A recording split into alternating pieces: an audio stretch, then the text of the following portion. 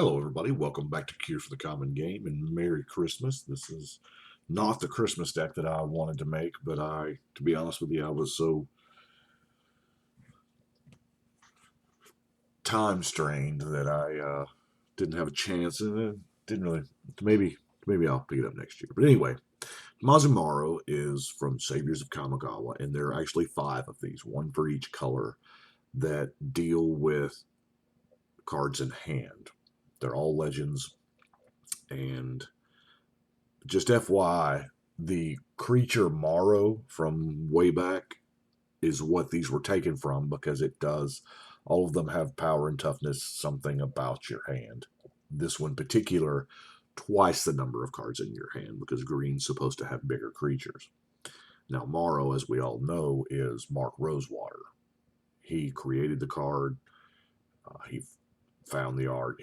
There's everything about that card, and it's named after him. They don't do vanity cards like that anymore.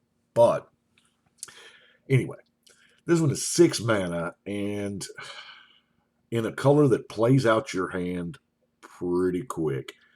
And green is not really known for card draw. Well, actually, it's getting to be, but it normally hasn't been.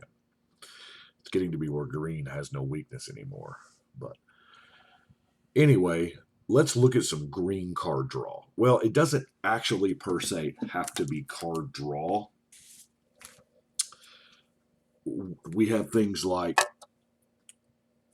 the most common thing is cards that put lands into your hand or cards that put things into your hand. While that's not drawing, we don't really care how the cards get to our hand. We just want them in there.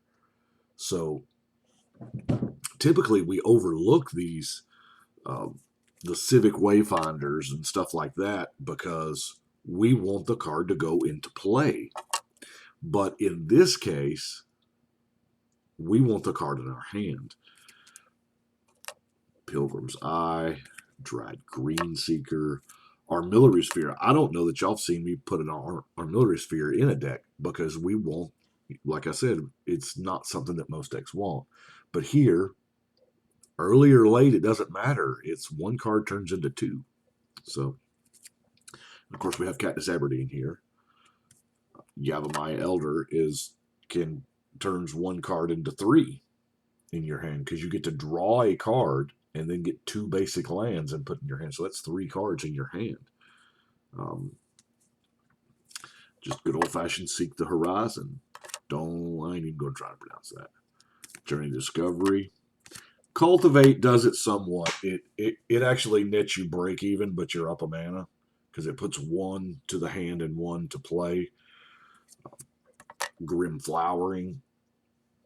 Okay, we're creature heavy. We're creature heavy on purpose. And so, we're going to get wrathed.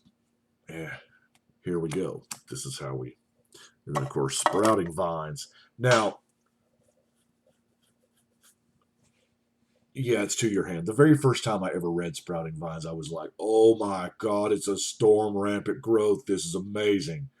And then I realized it was into your hand, and I've never played it until now.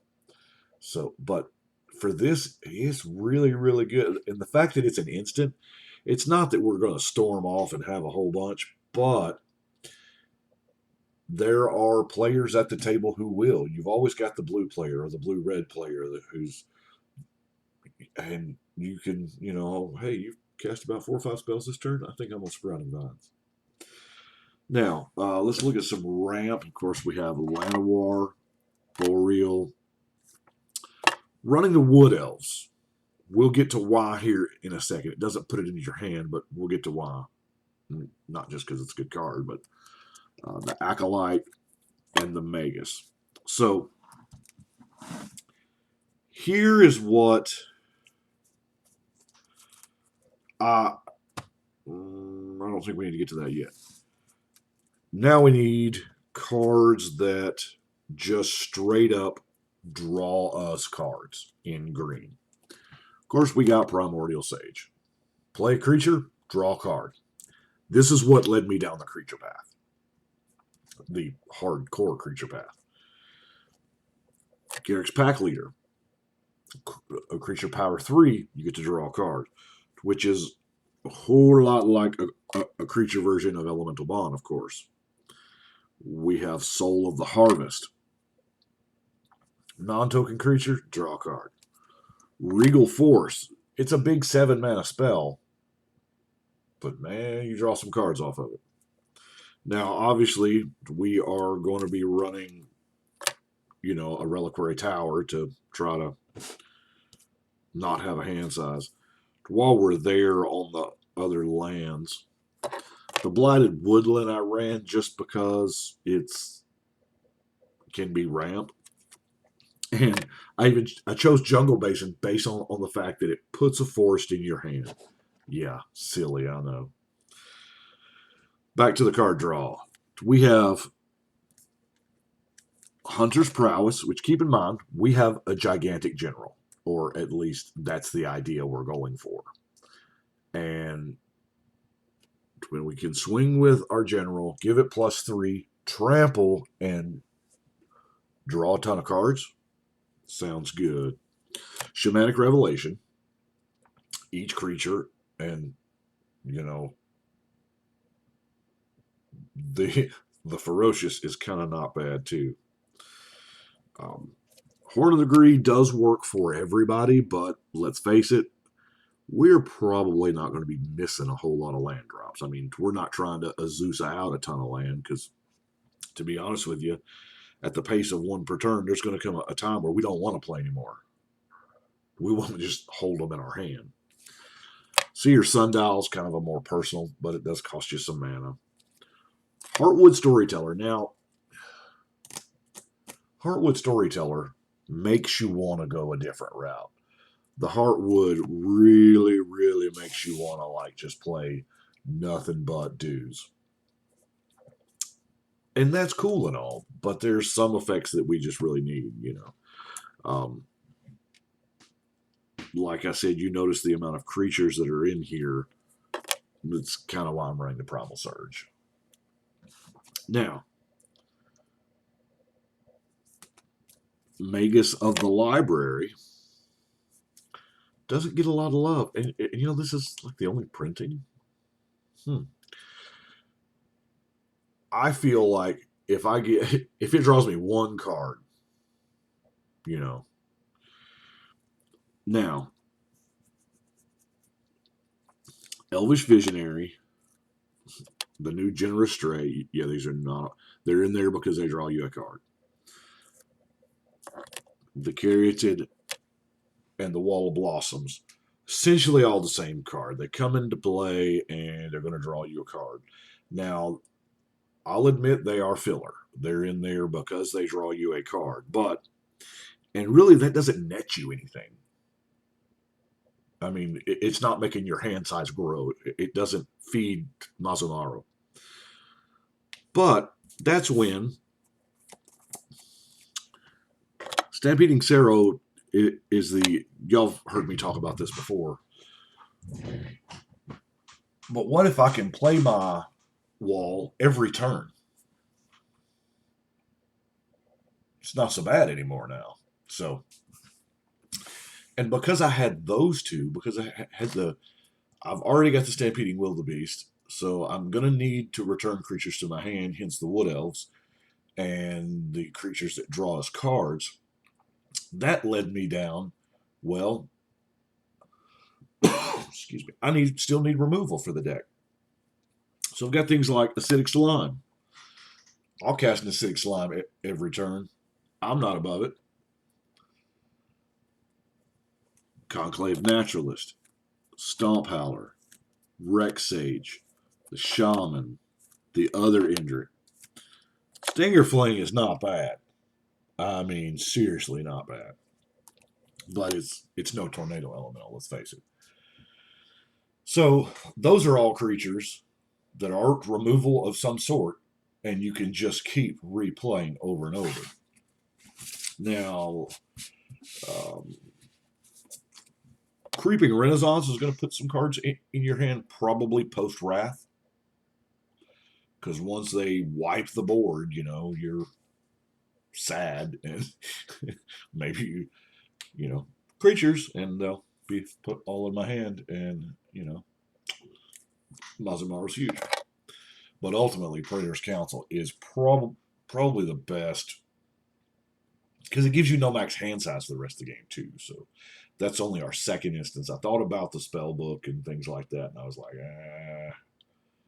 that's all it really does. Maybe. But so let's look at the other the other category. I'm talking like a random jank. Now, Centaur Omen Reader is decent in a heavy creature deck just because, if he's tapped. Now, having maybe in like a build where you could tap him for, I don't know what, to crew a vehicle or something like that, and where you could tap him at will without sending him into combat. Don't know. Descendant of Masumaro, his name's in there. It had to be. So, and he starts off small, he gets big, and we have enough players that you can always, somebody's pretty close to Hellbent having no cards in hand. So,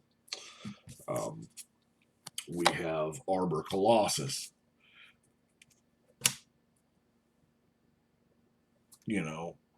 I don't know. 5 for a 6/6 reach is not bad. 6/6 is probably where reach creatures need to be, at least. And then he becomes a 9/9 with 6 more mana. Of course, Brawn we're going to throw out there hoping it dies. Don't at me, bro. Pyro Fist of Crows is in there for a reason. And I'm going to tell you the reason. Now, the Grandeur ability, skip over it. This is Commander. We can't do anything with it. Now, there is something, I say that, I'm relatively certain with enough colors, mono green's not going to work.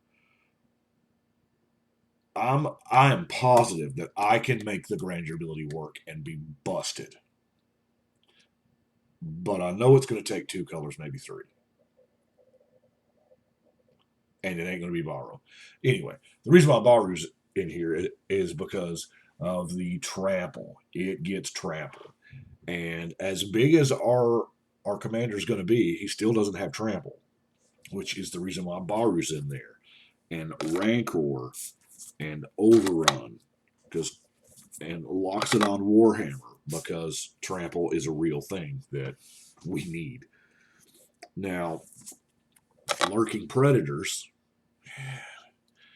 when you have a lot of creatures, this is kind of not bad. I saw Jimmy get just a ton of creatures. Of course, when you're playing 6-7 player games, it tends to get really, really huge. Nacatl War Pride is... Sometimes I consider this a removal spell. I mean, a mass removal spell. If they've got tokens, and they're all 1/1s, 2/2s, 3/3s, they die. I played this in Time Spiral Block with that. I can't remember the name of the creature. It's when a creature comes into play, it gets +3/+3. Is it Primal Force Mage or something like that? So all of the new little token Nacatls come into play as 6/6s. That's dumb. I thought about it here, but that was the only interaction was this card, so that's why I didn't do it. Now, Molder Slug, they just gotta sack it. You're not killing it. They chose to sack it. Inner Calm Outer Strength is super giant growth, which is essentially going to make Masumaro double up for that turn. Broken Bond. I probably don't need it. It probably needs to be a permanent. The Broken Bond and Rending Vines. I like the Rending Vines because it does draw the card and it kind of fits the theme, cards in hand and whatnot. But those should probably be permanents to help the consistency for things like the Primal Surge, and they probably need to be creatures for the Lurking Predators, things like that. That's what they need to be. But that being said, that's where I was at, and then I went to tapped out, and I list the deck, and I noticed I had two of the same card, and I was like, oh crap. That's what happens when you build a deck, when you start building it, and then you put it up, and weeks, months later, you come back to it, and it's, yeah, that tends to happen. So I took it out and dropped to the first green card I saw, which is Howl the Night Pact. It's good for monocolor. Um, I'll admit it does not really fit our theme, but it sure enough nice. It can put out a ton of creatures, and we've got all of those cards that say, draw cards equal number of green creatures you have. So, that's cool. That is what I have got. I am obviously not recording this today. I recorded this a couple days ago on Christmas Adam. That would be the day before Christmas Eve. And so I do appreciate y'all watching. Y'all let me know what you think. But right now, I think we're going to shuffle and cut.